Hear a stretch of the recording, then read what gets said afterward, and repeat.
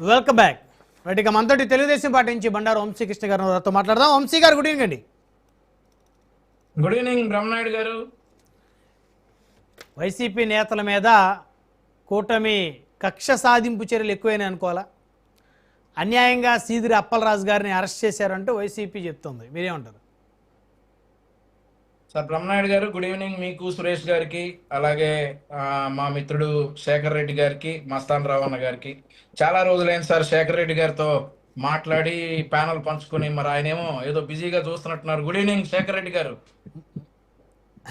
మాట్లాడి పోట్లాడి కోట్లాడి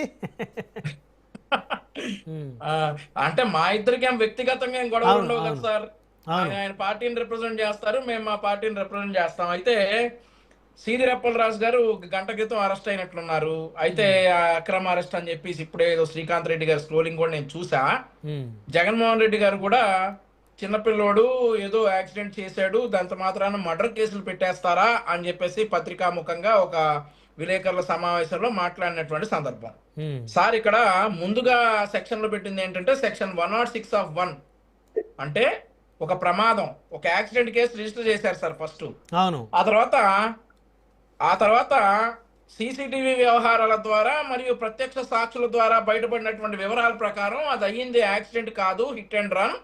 and also చేసిన వ్యక్తి వేరే వ్యక్తి అని తెలుసుకున్న తర్వాత section 105(1), section 238, section 240, section 242, section 249, section 61(1) red with 49 BNS గా ఈ కేసును మార్చబడింది. 239/2026 of Kashibugga police station, Srikakulam జిల్లా. అంటే సెక్షన్ 106 ఏం చెప్తా ఉందంటే సార్, ఇక్కడ హిట్ అండ్ రన్ యాక్సిడెంట్ అయింది, లొంగిపోయాడని చెప్తా ఉంది. కానీ సెక్షన్ 105(1) ఏం చెప్తా ఉందంటే కల్పబుల్ హోమిసైడ్.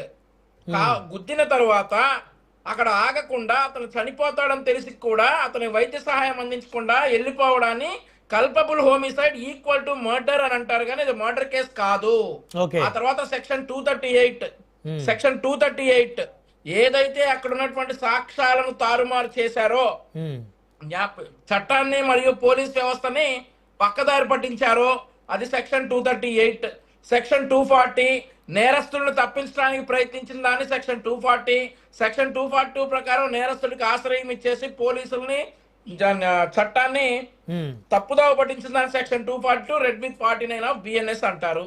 ఇక్కడ ఎక్కడా కూడా మర్డర్ కేసు పెట్టలేదు. ఏ అయితే సెక్షన్స్ ఉంటాయో అవే సెక్షన్స్ పెట్టారు.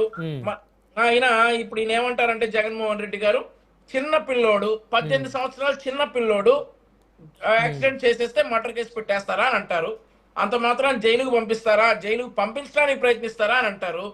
సార్ జనపల్లి శ్రీనివాసరావు గారు గుర్తున్నారు కదా సార్ మీ అందరికి?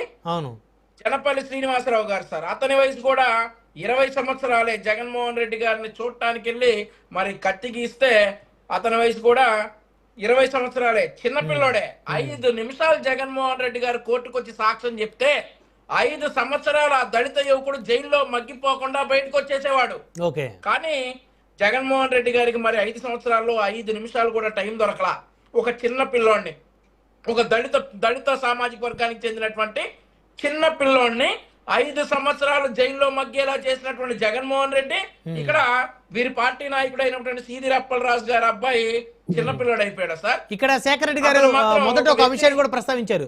గతంలో బోండవమ్మ గారు కుమారుడు యాక్సిడెంట్ చేశారు, ఆయనకు ఒక న్యాయము, ఇప్పుడు సీదిరి అప్పలరాజు గారు కుమారుడికి ఒక న్యాయం అన్నారు. అంతే కదా మీరందరూ? శేఖర్ రెడ్డి గారు, ఆయన విషయంలో ఏం జరిగింది సార్?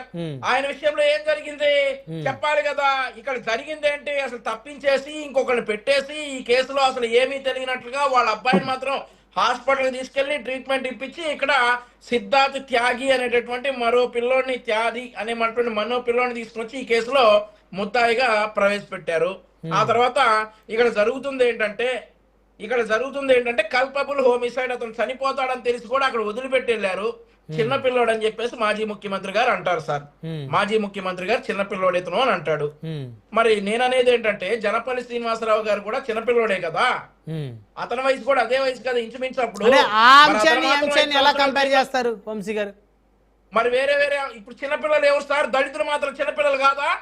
సీదిరి అప్పలరాజు కొడుకేనా చిన్నపిల్లోడు? మరి అసలు తెలియక గీశాడు సార్ చిన్నపిల్లోడు, గీయించుకోవాల్సింది కదా.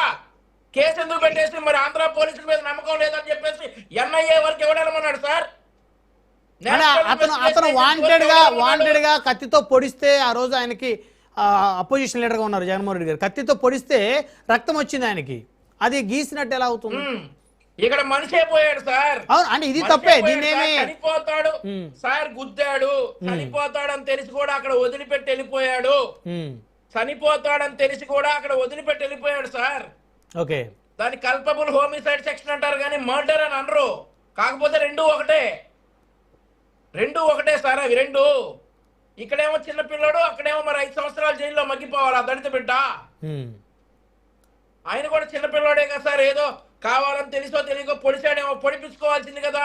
ఆంధ్ర పోలీసుల మీద నాకు నమ్మకం లేదని చెప్పేసి ఎన్ఐఏ వరకు వెళ్ళాల్సినటువంటి అవసరం ఏమొచ్చిందండి? చిన్నపిల్లోడు కదా. మీ పార్టీ నాయకుడు అయితే చిన్నపిల్లోడా? దళితుడైతే 5 సంవత్సరాలు జైల్లో మగ్గిపోవాలా? ఇక్కడ వంశీ గారు, నేను మొదటి నుంచి కూడా ఒకటే అంశం నేను కోరుకునేది, ఒక నేరం జరిగినప్పుడు మనం కులాల గురించి మాట్లాడకుండా నేరస్తుడిగా, తప్పు చేసినోడుగా, బాధితుడిగానే మనం ఎప్పుడైతే మాట్లాడతామో అప్పుడే సొసైటీలో ఎంత చేంజ్ వచ్చింది. అంతే కదా సార్, 100%. నేను ఇప్పుడు స్క్రోలింగ్ చదువుతా సార్, ఒక స్క్రోలింగ్ చదువుతాను, దయచేసి వినండి సార్. ఒక 2 seconds. సీదిరి అప్పలరాజు అక్రమంగా అరెస్ట్ చేశారు. రోడ్డు ప్రమాదాన్ని మర్డర్ కేసుగా మార్చడం సిగ్గుచేటు. బీసీ సోదరులపై కూటమి కక్ష సాధింపు చర్యలు ఆపాలి. వైసీపీ నేత శ్రీకాంత్ రెడ్డి. ఆ తర్వాత వైసీపీ నేత ధర్మాన ప్రసాదరావు. బీసీగా పుట్టడమే తప్ప. దీన్ని ఏమన్నారు సార్? వాళ్ళు చేసిన దాన్నే మేము చెప్తా ఉన్నాం ఇక్కడ. వాళ్ళు చేసిన దాన్నే సార్ మేము చెప్తా ఉంది. బీసీ నేతను అక్రమంగా అరెస్ట్ చేసామా? బీసీ నేతను అక్రమంగా సార్ అరెస్ట్ చేసాం. ఈ రోజు వాళ్ళ పిల్లోడిని అక్కడ నుంచి తప్పించేసి ఇంకొకరిని ఇరికించేసి పోలీసుల కళ్ళు కప్పి చట్టాల కళ్ళు కప్పి చేసినటువంటి నేతని బీసీ నేత అక్రమంగా అరెస్ట్ చేశారంటారా? అచ్చెన్నాయుడు గారు ఏంటి సార్ మరి సర్జరీ చేయించుకుని ఇంటికి వచ్చారు సార్. నెక్స్ట్ డే ఆయన వేసుకెళ్లారు కదా, 600 కిలోమీటర్లు తిప్పారు కదా. ఈ రోజు మరొక అదే జిల్లాకు చెందినటువంటి మరో వ్యక్తి తమ్మినేని సీతారాం గారు డెత్ సర్టిఫికేట్ ఎక్కడి నుంచి వచ్చింది సార్? అది అక్రమ అరెస్టా? డెత్ సర్టిఫికేట్ ఎక్కడి నుంచి వచ్చింది? ఒరిస్సా నుండి ఆవిడ ఎవరినో తీసుకొచ్చారు కదా రిజిస్టర్ చేయడానికి. ఆ ఒరిస్సా నుండి వచ్చినటువంటి మనిషి ఎవరు? ఇవన్నీ అక్రమ కేసులా సార్? సో ఇప్పుడు ఇక్కడ కులాన్ని తీసుకొచ్చింది ఎవరు సార్? మీరు చూడండి, సాక్షిలో స్క్రోలింగ్ వస్తా ఉంది. కులాలు ఎవరు తెచ్చినా తప్పేనండి, వాళ్ళు తెచ్చినా మనం తెచ్చినా ఎవరు తెచ్చినా జరిగిన ఇష్యూని మనం ఇన్సిడెంట్ గా చూద్దాము, నేరస్తుడిగా చూద్దాం, తప్పు చేసిన చూద్దాం, బాధితుడిగానే చూద్దాం, అంతేగాని అక్కడ మనం కులాలని తేకూడదు అనేది నా అభిప్రాయం. అవును సార్, కరెక్టే. నేను అదే అంటా ఉన్నా. జనపల్లి శ్రీనివాసరావు ఎవరైతే అరవ్ వర్మ చిన్నపిల్లోడైనప్పుడు జనపల్లి శ్రీనివాసరావు కూడా చిన్నపిల్లోడే. అరవ్ వర్మ ఒక మనిషిని గుద్దేసి చంపేస్తే కేసు పెట్టకూడదు అన్నటువంటి జగన్మోహన్ రెడ్డి గారు కేసు పెట్టాలి. మర్డర్ కేసు అన్నటువంటి జగన్మోహన్ రెడ్డి గారు తప్పుడు సమాచారం, అది మర్డర్ కేసు కాదు, అది కల్పబుల్ హోమిసైడ్. మరి ఇదే జనపల్లి శ్రీనివాసరావు గారి విషయంలో ఎందుకు మరి రివర్స్ లో మాట్లాడాల్సి వచ్చింది? ఎందుకు అతను 5 సంవత్సరాలు జైల్లో పెట్టాల్సి వచ్చింది? 5 నిమిషాలు కోర్టుకు వచ్చి సాక్ష్యం చెప్తే అతను బయటకు వచ్చేవాడు కదా అనేది మా ప్రశ్న. రైట్ 1 by 1 మాట్లాడదామండి. మనతో మస్తాన్ రావు గారు, సీనియర్ జర్నలిస్ట్, రాజకీయ విశ్లేషకులు.